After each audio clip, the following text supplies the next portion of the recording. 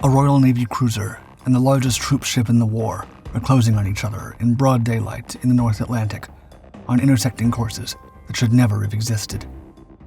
A lookout aboard RMS Queen Mary watched from a crow's nest 140 feet above the water as the distance kept closing. It was already clear how little water was left.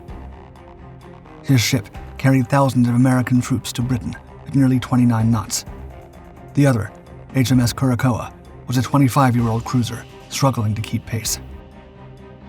Under anti-submarine orders, both were zigzagging through the heavy swell. Neither bridge had confirmed exactly how the other was moving. From above, the math was already failing. On February 8, 1949, the House of Lords delivered a judgment so dry it masked the scent of salt and blood. HMS Curaçoa bore 2/3 of the responsibility. Cunard White Star, owners of the massive ship that tore into her, bore 1/3. After 7 years of official evasion, the matter was quote-unquote resolved. A British Royal Navy cruiser had been found guilty of being in the wrong place at the wrong time, destroyed in open water and broad daylight by the very ship she was assigned to protect. It was one of the most vicious scandals of World War II, and the government wanted the case closed. For the families in the gallery, the bitter verdict was the first honest word they'd heard since 1942. When the Curaçoa vanished off the Irish coast, the Admiralty moved with a cold efficiency to cover up the entire affair. Within 48 hours, the Secret Court of Inquiry convened aboard HMS Argus. The survivors were confined behind drawn curtains, forbidden from writing letters or speaking. The official position was absolute. The tragedy did not happen, would not be announced, and was classified for the sake of, quote, operational security. The reasoning was straightforward. Morale. Britain, fighting for survival in the autumn of 1942, could not afford the public cost of a story where Royal Navy warships were tearing each other apart instead of the enemy. While the government managed morale like ammunition, the families of the hundreds of casualties received only telegrams with vague phrases like lost at sea, and letters to the Admiralty were met with condolences that acknowledged receipt and offered nothing else. To the state, the men had become a liability. To their families, they had simply been erased. Yet, news in naval towns travels faster than dispatches. Rumors of a disaster persisted for years, sustained by the impossibility of hundreds of men vanishing without a trace. It wasn't until 1945 that the first public account emerged from a lookout who had watched the horror from a crow's nest. She was launched in 1917, in the final grinding years of World War I, at a moment when the Royal Navy was building fast warships the way other industries built anything they needed in quantity. Named to honor the British capture of the namesake island from the Dutch in 1807, the HMS Curaçoa was a light cruiser with little combat experience. She was 25 years old when the incident occurred, which in warship terms is old enough to be considered a problem. But in 1939, when World War II arrived, every hull in the inventory was suddenly worth more than it had been the day before for the Admiralty. Rather than retire her, they sent her to Chatham Dockyard for conversion. The original cruiser battery came out. Dual-purpose 4-inch mounts came in. Close-range anti-aircraft weapons were fitted in the positions where other weapons had been. She emerged as something reclassified as an anti-aircraft cruiser, a ship redesigned for a threat that hadn't fully existed when she was first launched. Norway tested her. The Norwegian campaign of 1940 was a catastrophe for the Allies in almost every dimension, a rushed, under-resourced attempt to slow a German advance that was already unstoppable. Curaçoa was in the middle of it. German aircraft found her in April 1940, and the damage they inflicted was serious enough to force her withdrawal from the theater and put 30 of her crew out of action. She spent the remainder of the summer in repair. She returned to service in August 1940. What followed was painfully uneventful. Escort duty, convoy screens, and anti-aircraft coverage for vessels that needed protection from the sky. It was constant, dangerous, and largely invisible to the public, and Curaçoa did it without distinction in the direction of either glory or failure. By late 1942, she was as much a product of the war as she was of the shipyard that built her. She'd been converted, bombed, repaired, and returned to duty. The men aboard her knew the North Atlantic like the back of their hands. On October 2nd, she received orders to proceed to a rendezvous off the north coast of Ireland, take up an anti-aircraft escort position, and protect one of the most valuable ships in the British war effort through the final stretch of an Atlantic crossing. It all sounded routine. By 1942, RMS Queen Mary was carrying a nickname that had spread across every Atlantic port where sailors talked: the Grey Ghost. She'd been one of the most famous passenger ships in the world, before the war stripped that away and replaced it with something more useful and considerably more dangerous. Considerably larger than the Titanic, at 1,019.4 feet long and more than 81,000 gross tons, this liner-turned-troop transport was a sight to be seen.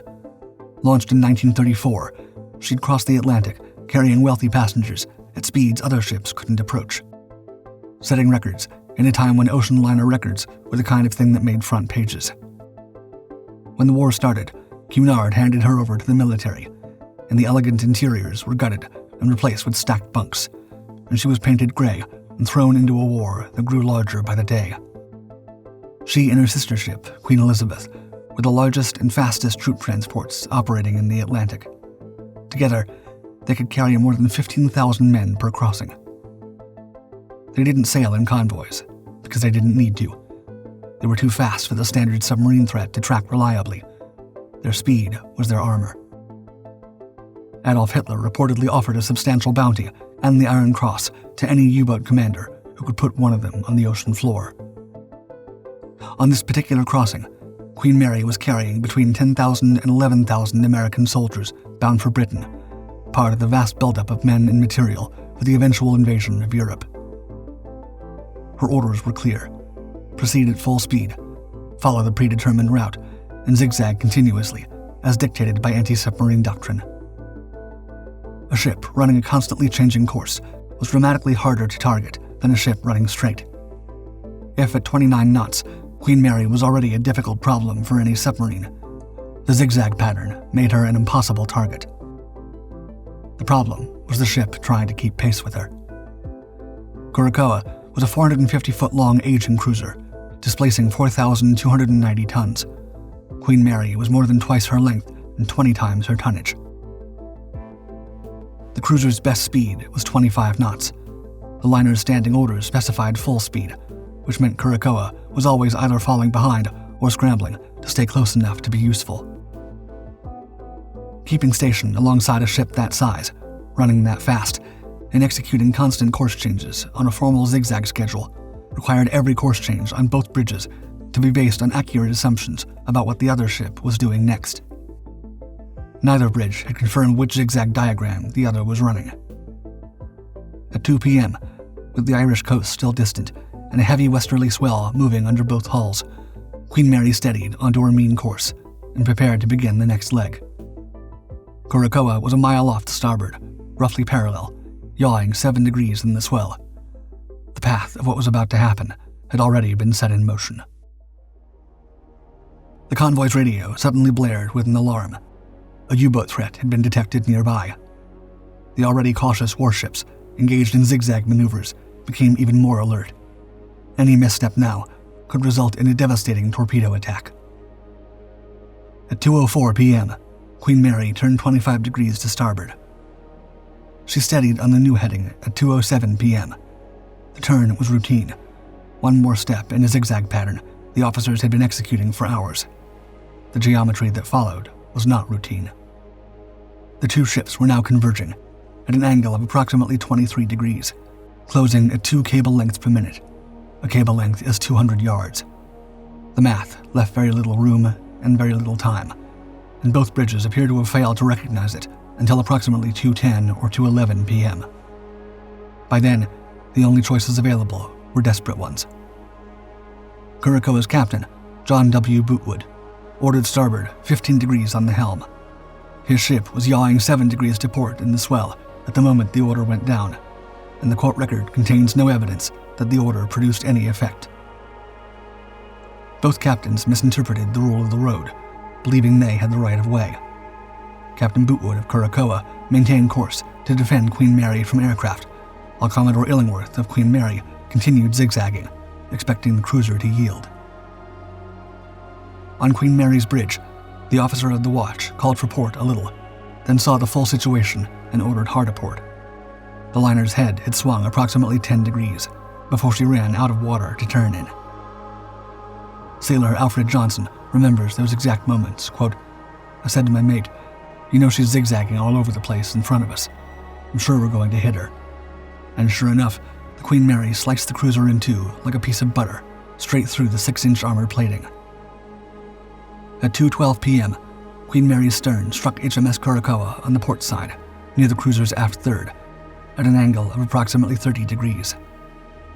A slicing blow, not a perpendicular ram. At close to 29 knots, the size differential between the two ships made the outcome immediate. Both halves sank within 2 to 5 minutes. Most of the men on the ship never even had time to reach the main deck before they were underwater. It had just been too fast. ECH Luzada, 140 feet above the waterline in Queen Mary's crow's nest, watched it happen. He described the cruiser slewing to something approaching a right angle, then breaking apart, then disappearing. What remained on the surface was wreckage, men in the water, and black oil spreading across the swell. Queen Mary continued on. She had orders. Those orders had been designed around the submarine threat that had governed every decision of the crossing. And they were explicit. Do not stop. Do not present a stationary target. The risk to the thousands of troops aboard outweighs any other consideration. She did not stop to attempt to rescue the survivors. They were left to their fate. Wartime regulations had anticipated this exact situation and answered it on advance. All Queen Mary could do was signal for destroyers and maintain speed. Lusada watched as the heads of the men in the water grew smaller behind the ship, becoming, in his words, only black dots astern. Then the distance swallowed even that. The men of HMS Curaçoa were in water between 55 and 61 degrees Fahrenheit, coated in tar oil, clinging to wreckage in the North Atlantic in October. The rescue ships had not yet been called. They were not close. They waited in the water for almost 2 hours. HMS Bramham arrived first, followed by HMS Codri and HMS Skate, reaching the position at approximately 4:20 p.m. Lieutenant Commander Baines of the Bramham coordinated the recovery. His first lieutenant, David Mountbatten, Marquess of Milford Haven, worked the loudhailers. What they found was oil on everything, covering the water, the wreckage, covering the men who were still alive and the men who were no longer alive, and the debris that separated one from the other. Many who had survived the impact had been unable to hold on to rafts or wreckage in the cold. They drowned while the destroyers were still making speed toward them. From a crew of 430, 99 men were pulled from the water alive. The court-accepted figure was 331 lost. Press accounts and later reconstructions give 338. The difference comes from counting methods, wartime record-keeping, and the fact that most of the men never surfaced. 21 bodies washed ashore eventually. The rest remain in the wreck. Captain Bootwood survived.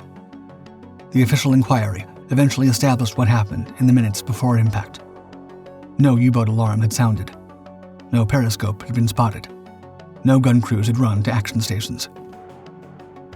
Luzada, who had one of the clearest sightlines of anyone on board, said he was puzzled by later reports, suggesting a submarine contact had triggered the final maneuvers. It apparently was a myth that grew popular in the years after the incident, and which conveniently justified the urgency and carelessness of the maneuvers. The litigation record contains no U-boat alarm. The collision was the product of station keeping, zigzag geometry, a heavy swell pushing a smaller ship off course, two bridges operating on different assumptions, and speeds that turned minutes into something too short to matter. The ocean was empty of everything except two ships and the laws of physics. The men in that wreck off the Irish coast are still there. They've been there since 2:12 p.m. on October 2nd, 1942. The sea has kept them, and the law was spoken, and the families went home with only one comfort. At least now they knew the truth. Queen Mary fared much better. After a long and storied career, the ocean liner was officially retired from service by the Cunard Line in 1967. Today, she's permanently moored in Long Beach, California. Instead of crossing the Atlantic, she now operates as a stationary floating hotel, museum, and event venue.